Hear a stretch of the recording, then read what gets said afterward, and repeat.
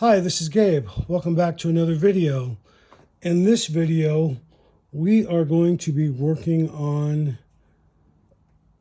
a two-piece clip. This is a dovetailed clip. You can see the dovetail right there. And this top part right here is stainless steel. This is brass. I start out with a piece of 1/8 inch thick brass, 2 inches long. That's about 3/8 of an inch wide, or thick, wide, however you want to say it. That would be thick, so wide. I cut a dovetail in, and I'll show you the process for doing that on the X and Y vise in the drill press. Then I have a 2mm thick piece of stainless steel roughed out. This is what that looks like right here. And you kind of see how that looks. So what we're going to do is we're going to take this right here. And then you see this, I have 25/64. So that is the size of that hole, 25/64. So these right here I made. And then this is the same material, stainless steel. And what I've done is I've had to actually hand cut and shape these right here. A lot of labor and a lot of work in the background. This is 1mm thick. This is 2mm thick. You can kind of see the difference right there. So these jigs are what we're going to use in the actual drill press. I've made these from scratch. They started out as a piece of 1 inch by 1 inch 12-inch long aluminum stock. The jigs I kind of made up as I went along, and this has taken months for me to do, to come up with how this process works. And I probably went through a half a dozen of these, trying to figure out all different ways to see which way it would work. So this is the closest one that I could get to work the way that I want it to work. Bear in mind, I do not have any metal working tools. I'm using a wood drill press and an X and Y access vise. So this is completely doable if you don't have high-end tools to work with.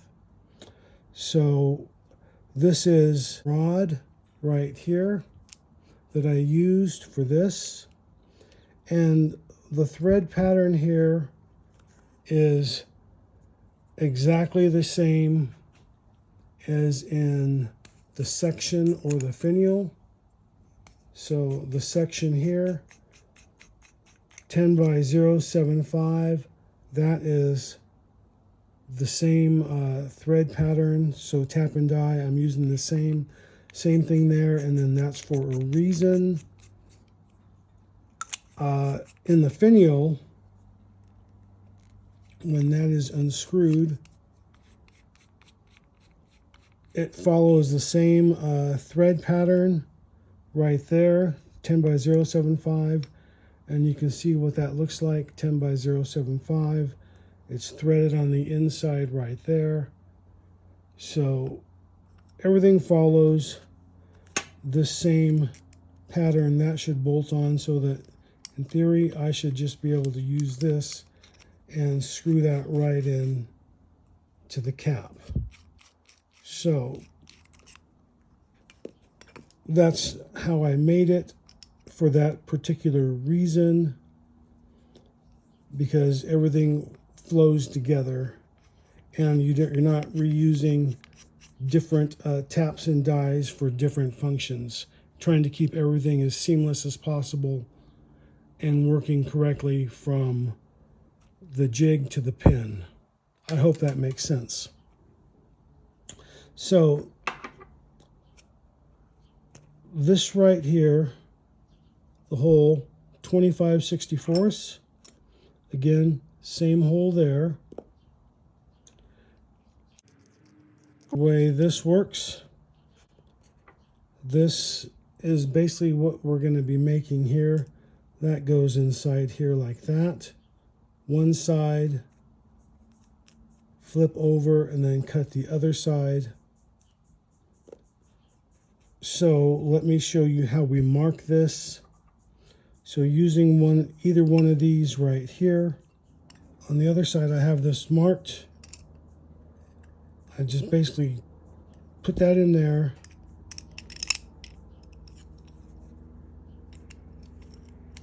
Trace that. Once I get this screwed in place,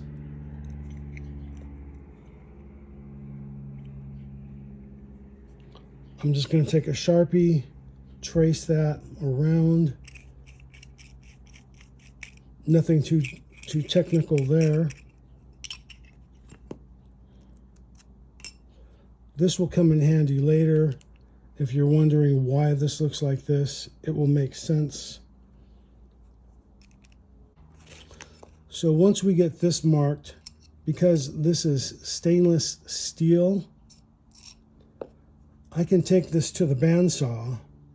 So I have a stainless steel metal cutting bandsaw blade in my benchtop bandsaw. This is a 60-inch blade. It's a special order, but this is probably like my third one that I've purchased. And every time I try and cut stainless steel with it, it just rips the teeth right off. So at $20-some a pop, I got tired of getting one or two cuts out of this cutting brass, and then when I try and cut stainless steel, the blade is wasted and it's not good for anything. So unfortunately, I cannot use this. I should have a regular metal cutting bandsaw, but this one here, this machinist blade that's supposed to be for stainless steel, I've never had luck with. So we have to go and do this manually. So manually means a hacksaw with a metal cutting blade. And it's labor intensive and takes a little while to do.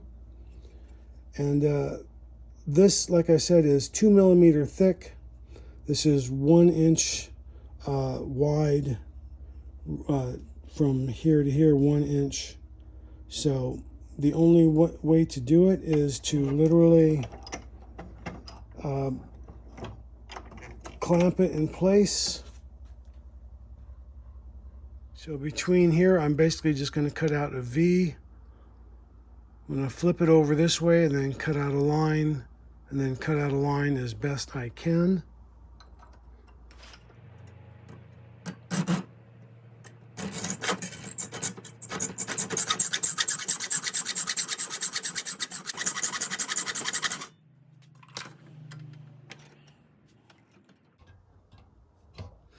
I'm going to cut out one side first and then the other side.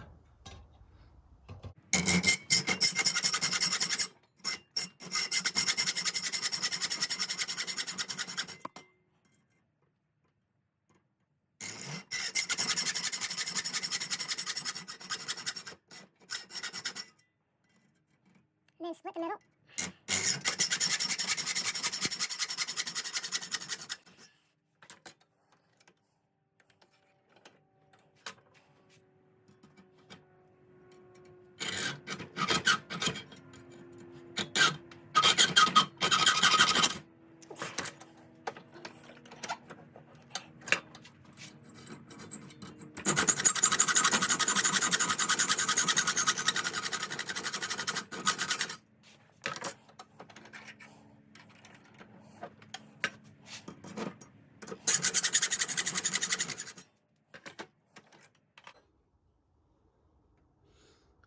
And it's starting to take shape.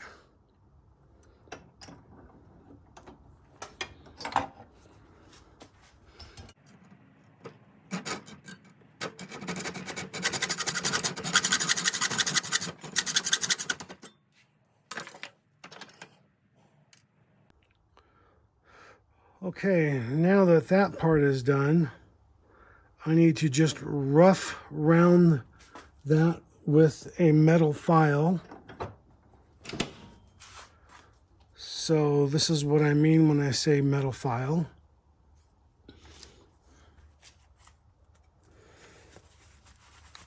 And I want to put on some gloves.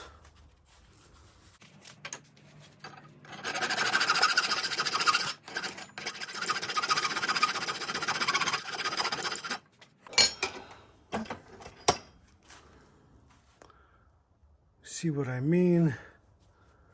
I'm just going to work that around with a metal file till I get to that line.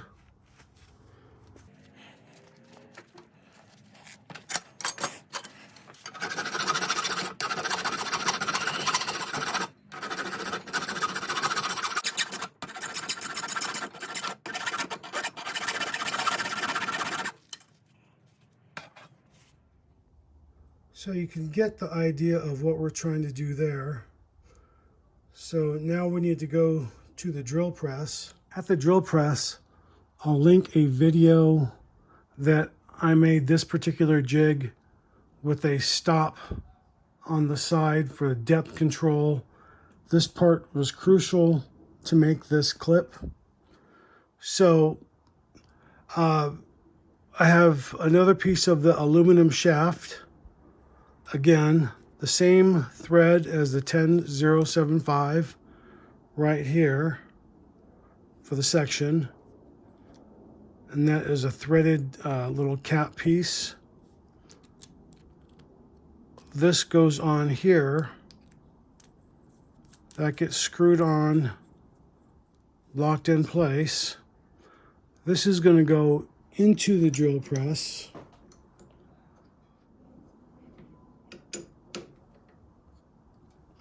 Now you're probably wondering why this is in a drill press when this right here is sticking out.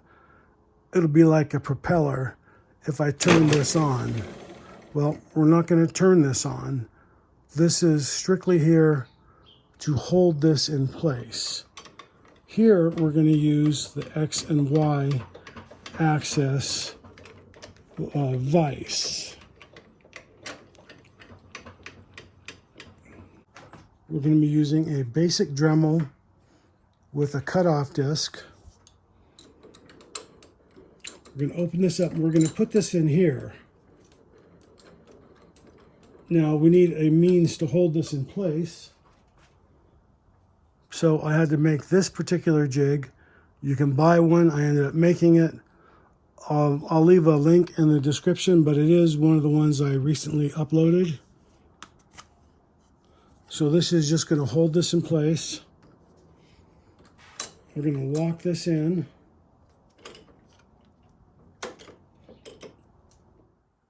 So now you can see how this cutting wheel is right up against that key. Now any part that's protruding on the outside of this shaft, that's the part we want to cut. And we can advance this back and forth as this is cutting.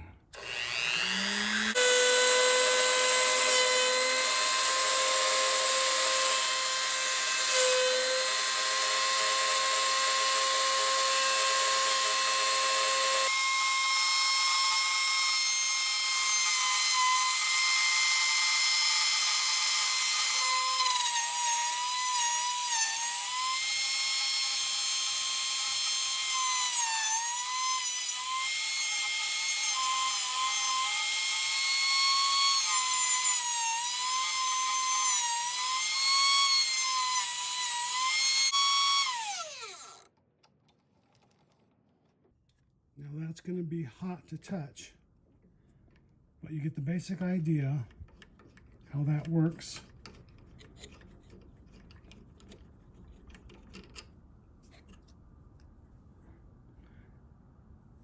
And you can see how much metal we removed off of that in a short amount of time. Now this is spaced a ½ inch to fit inside that pen body of the cap. So now we just need to clean this up right here, and then we'll do that with the file next. So after a little bit of filing, we've got this right here is starting to take shape. I actually took a little bit more off than I wanted to, but that's okay. It will still work great. So what we're ideally going for is, I've redrawn this right here so that it might make a little bit more sense. So we have the clip 25/64 in the middle, which we talked about, which is this part right here. Now we want 5.4, well, at least for me, for my pens, 5.4 millimeters from here to here. So that is here to here, that's 5.4 millimeters right there. And then I want to add 2.5 millimeters for the dovetail right there.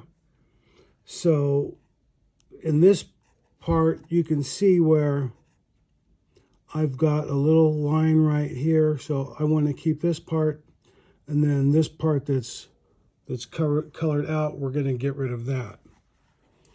So what I'm going to do is I'm just going to hacksaw that part off right there, and then we'll come back, and then we'll go to the drill press and put that in the mill. So now we're back at the drill press. We're using the X and Y vise. We're going to be using one of these jigs that I made that look really complicated, and you're probably wondering, why does it look like this? So all this does, once I unscrew this, is this holds that clip that we just made, the one part of the two-piece clip, and right there we're just going to mill just a little bit of that. So this is going to hold this in place. Tighten this in place. Now, the reason you see this angle like this is because we're making a 60-degree cut lengthwise. So this little piece of wood is just basically a carriage. I've got a flat spot here and a flat spot here with a gap in the middle. If I tried to put this in here, that's going to fall down and I'll never get that angle correct. So all this does is, this is a tray or carriage. It holds that. This is the front. This is the back. My jig says up, and then it says up here, and then I have a B for back stamped in there, so that goes in there like this, so that I know this plane is horizontal, that groove right there, so that when I put this in here, you can see what that looks like, how that rides in there like that. As soon as I tighten this, because I milled both spots here dead flat, and I tighten that, this is perfectly parallel to make a flat cut at 60 degrees because of this carriage. So now the height adjustment is a little too low at the moment, and so what I have to do is lower this down, and I want to be on the inside of that line.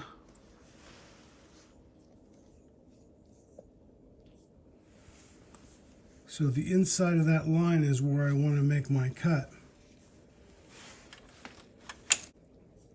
And when I do make my cuts, right here I have a 3-wing nut.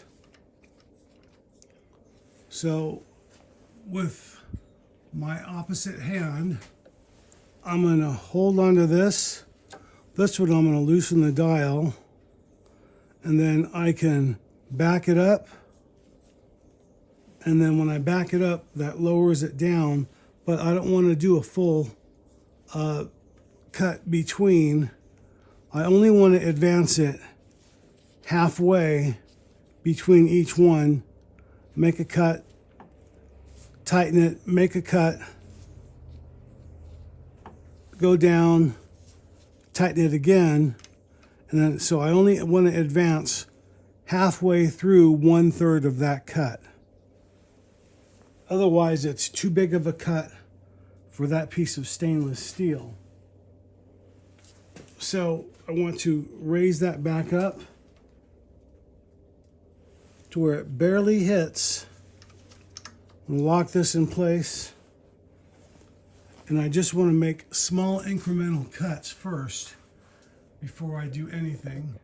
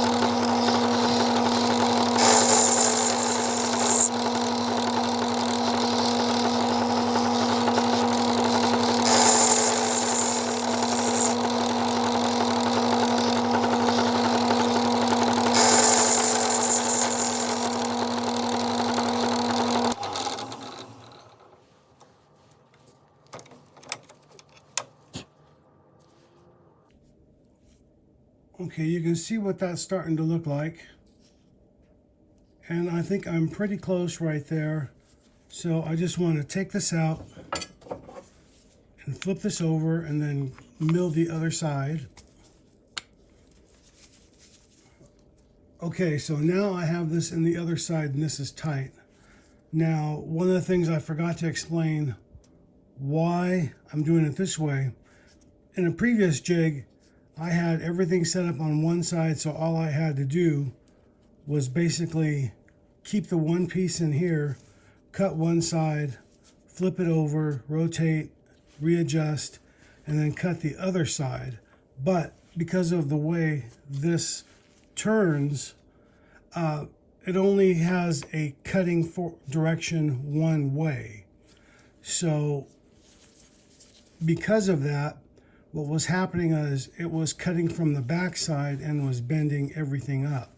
So in order to make the cut and have some support on the back side of the piece as it cut, you need to do it like this. So this was the only way that I could figure it out, given the tools that I have to work with. Now, if you're a machinist and you have access, or you have a milling machine and all that, well then you don't need to do anything like this. With a milling machine and a rotary table, you can do this, I would imagine, a lot easier than doing it this way.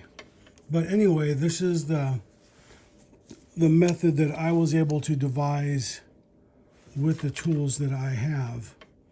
So I'm going to come down, let that touch. So I let this touch right here.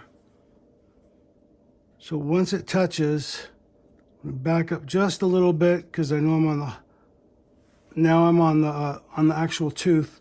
So I want to lock this in place, and then that's my 0 point right there. So now I just want to align that cut to that line, and then I'm going to make a test cut back and forth.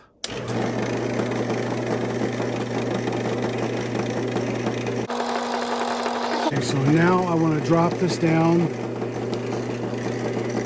1/4 of the turn, or excuse me, 1/2 of 1/3 turn, barely touched.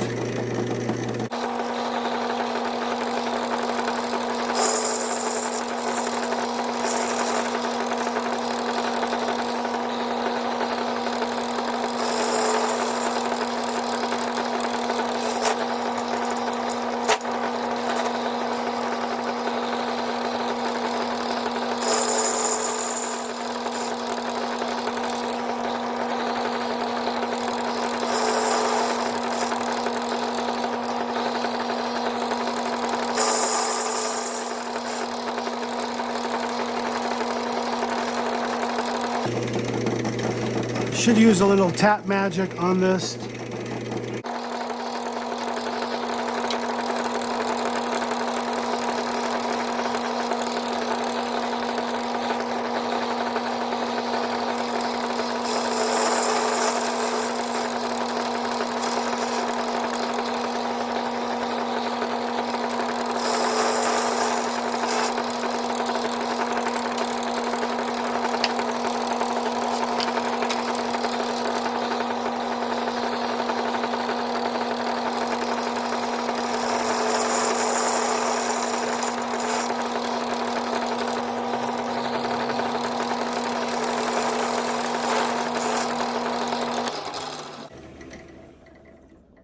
Now, before I cut any more, I just want to test that.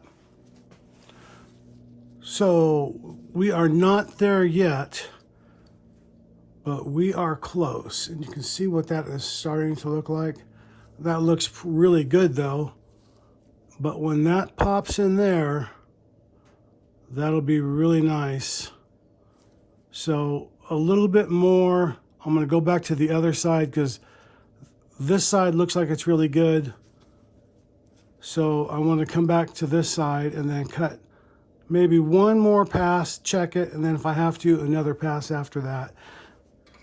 I actually have not taken the time yet to count how many passes it takes, but I think I will do that in the future. So we'll come right back. Okay, a few more passes after that, and then you can see what that looks like.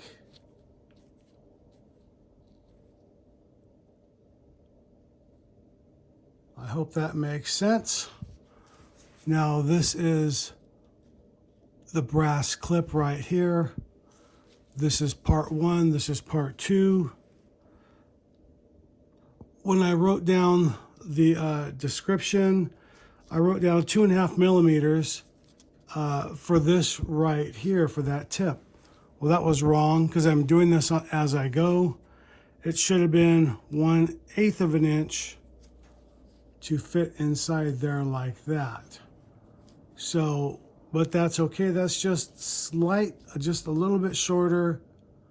But when I sand that down and polish it, we'll bring it right to the end. Ideally, I would like to have that protruding out and then sanded flush. But that is fine. You can see how that fits right there. I can clean that up a little bit on the mill, but this is still really good. So we'll just move on to the next part, which is going to be the brass clip. So this is one of the jigs. Very simple. Less than 1/8 of an inch thick. I have it reinforced here with a little piece of scrap so that doesn't split. That's just some wood glue holding that on. This is a 2-inch piece of brass, 1/8 inch thick, and about 3/8 of an inch wide, maybe a little wider, 1/2 an inch. Yeah, it's 1/2 an inch wide, sorry. This goes in here like this. That's just held in friction. This is going to go inside the jig, and also the reason this is here is because of the clamp itself has a gap right here on the bottom. I'll show you what that looks like.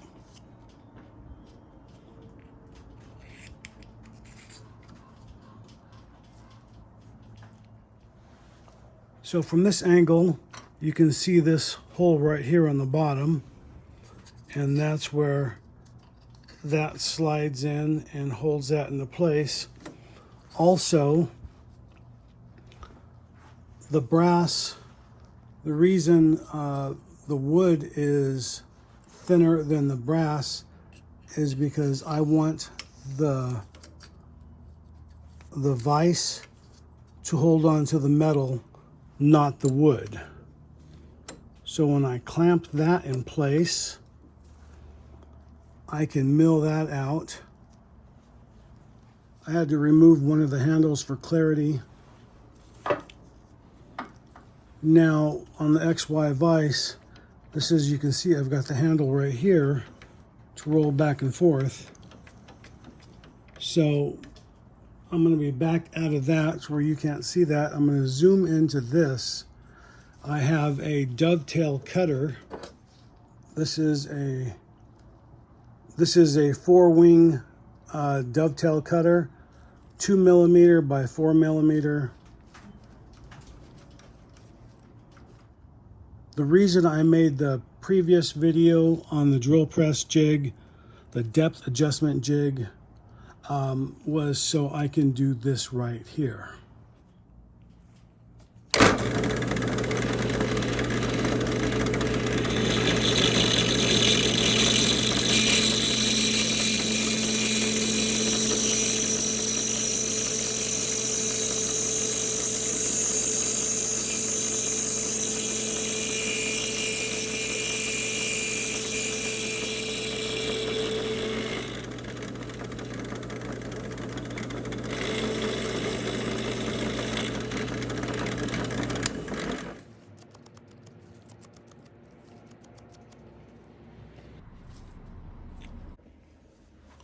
So now I have this other little jig. It's just a piece of wood. This is the front. This is the back, obviously, because that says the front.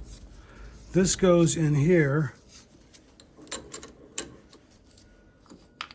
And this just lines up flush with the jig. And then this right here, this says dovetail end. So this is the dovetail. That's going to go in there like that. All this does is hold this in place.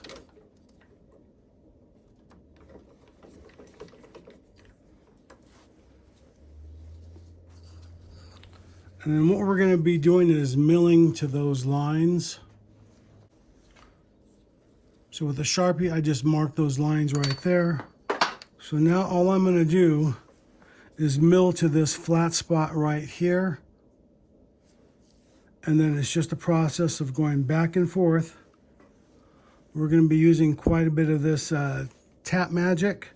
That's why I'm wearing the gloves.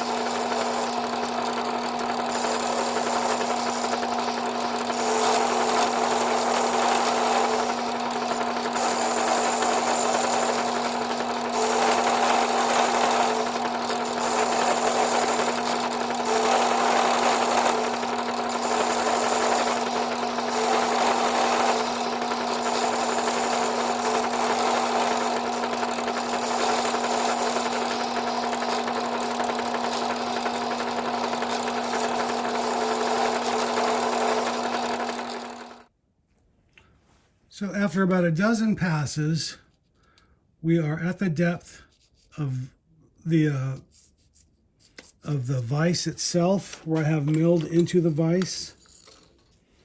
I take that out of the jig, you can see how that looks, and that's halfway through, and that looks really good. So now we just have to mark the front of this, and then we'll cut it out on the bandsaw.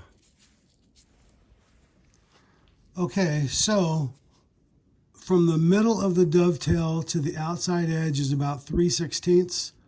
So I measured roughly the same distance here, 3/16. And then I want the bottom of this right here about 3/16. So I measured that line from there and then put 3/16 in the middle, so that now that should be fairly symmetrical, balanced wise, like this one. So, and it can be thinner at the bottom or thinner on top. This one's a little bit thinner. It's easier to leave a little bit more on and then come back and take some off when you're refining the shape and the polish. So anyway, we'll go ahead and cut that. Now this gets really hot really quick.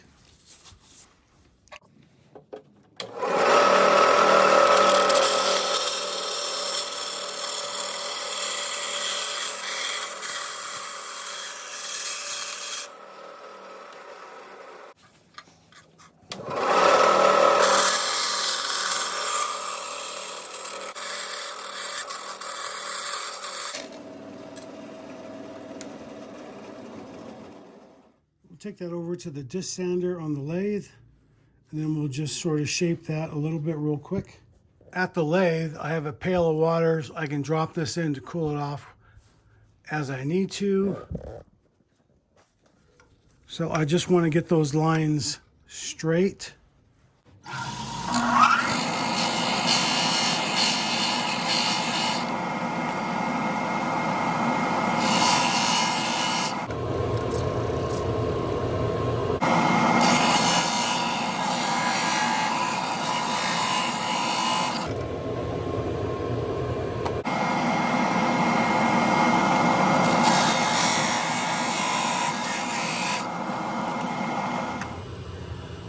All right, about 5 minutes to do that right there. All right, so now we're getting to the fun part. So this part right here, now we're going to go back to this particular jig that's flat, where this part actually protrudes. And the reason for this jig is, if I were to just put this in the vise like this, and then put this in here, and then tap that down in place, this will get out of round. It gets deformed. So we want to keep that integrity of that round. So the only way we can do that by keeping that shape is by putting it in a jig. This goes in the vise. Just going to lock that in place. I've taken a chisel and I've ground that end flat, so there's no point whatsoever. And then I also have my little peening hammer. So what I want to do is I want to put this on here, and you can see how that goes. Now with this chisel, I want to basically hit this side flat so it seats all the way down inside there like that, flat against the back.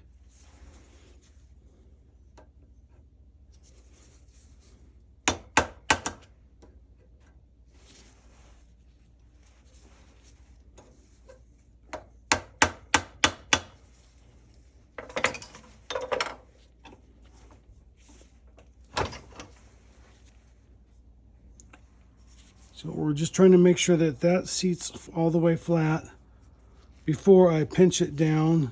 Then I'm going to come back and do that again.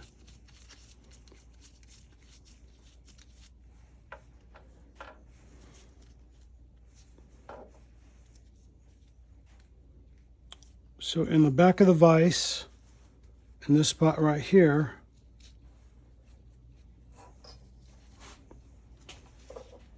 I want to overhang.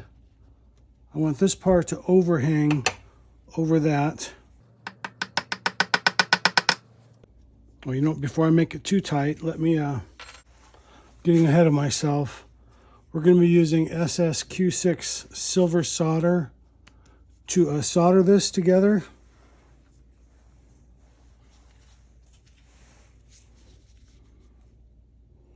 So this is going to, it's way too much.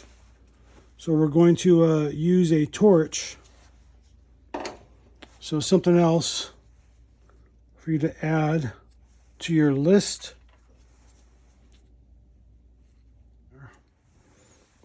So let me peen this together. Both sides.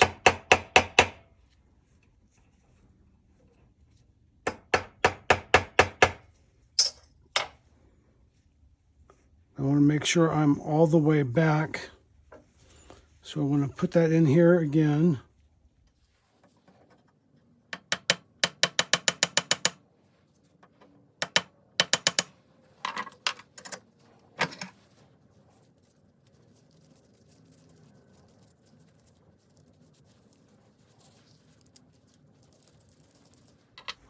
So now all we need to do is solder it.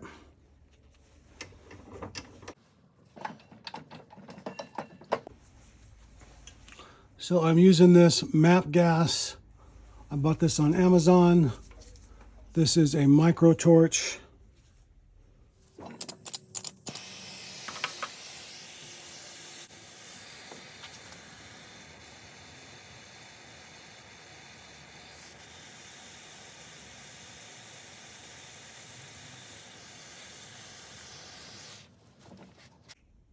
Make sure you turn off your gas.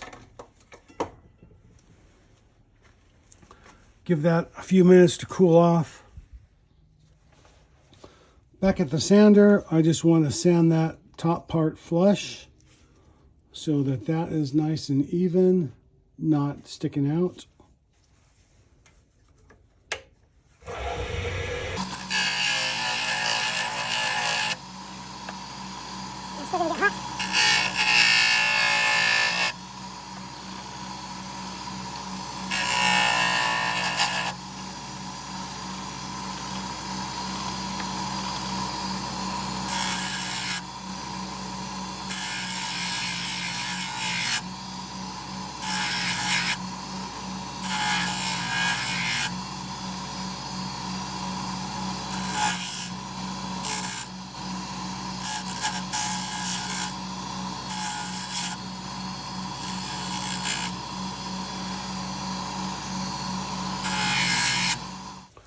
Now I just want to take a flap sander to that.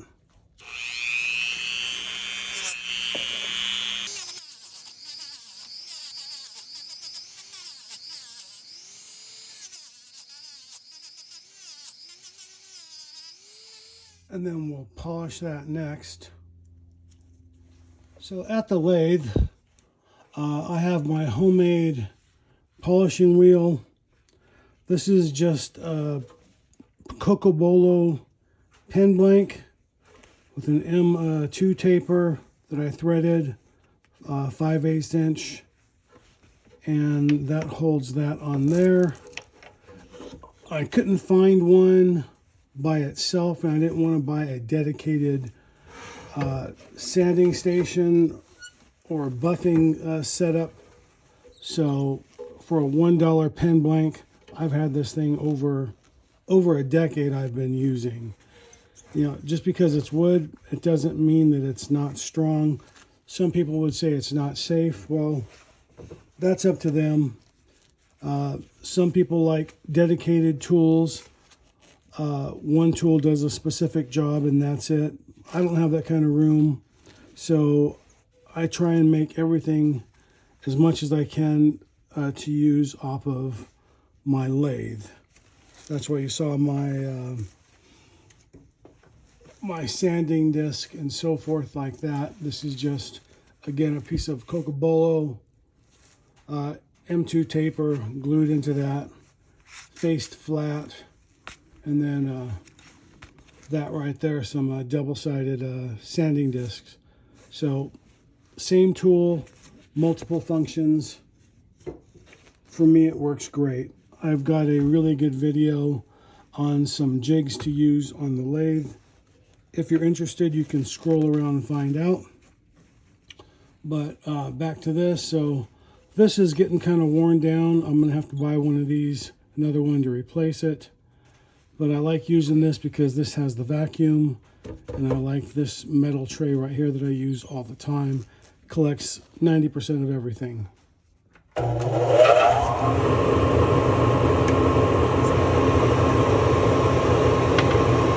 Charge the wheel.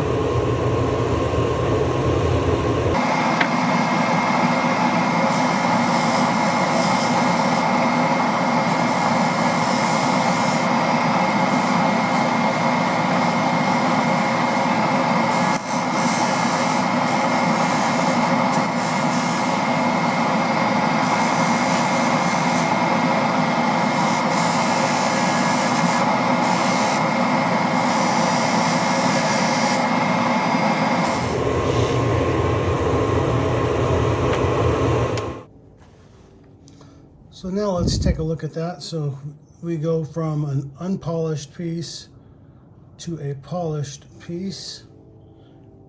And I'll do a little bit more cleanup on that with some hand files on the back and sides right there. But overall, you get the basic idea. That looks really good with that two-tone right there.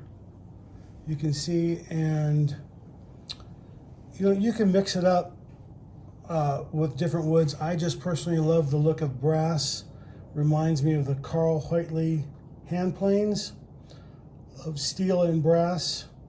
So anyway, I know it's been a long video and there's a lot more to it that goes into it, from starting out with a piece like this to the dovetail to the cutter till you get to the finished product. But as usual, if you like this video, found some value, give me a thumbs up.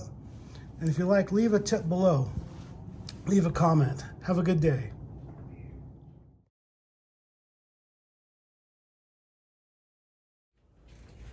Hey, this is Gabriel Castro. Thanks for watching my YouTube channel. You can click on the link right here and subscribe. You can watch a video series right here or the latest video right here.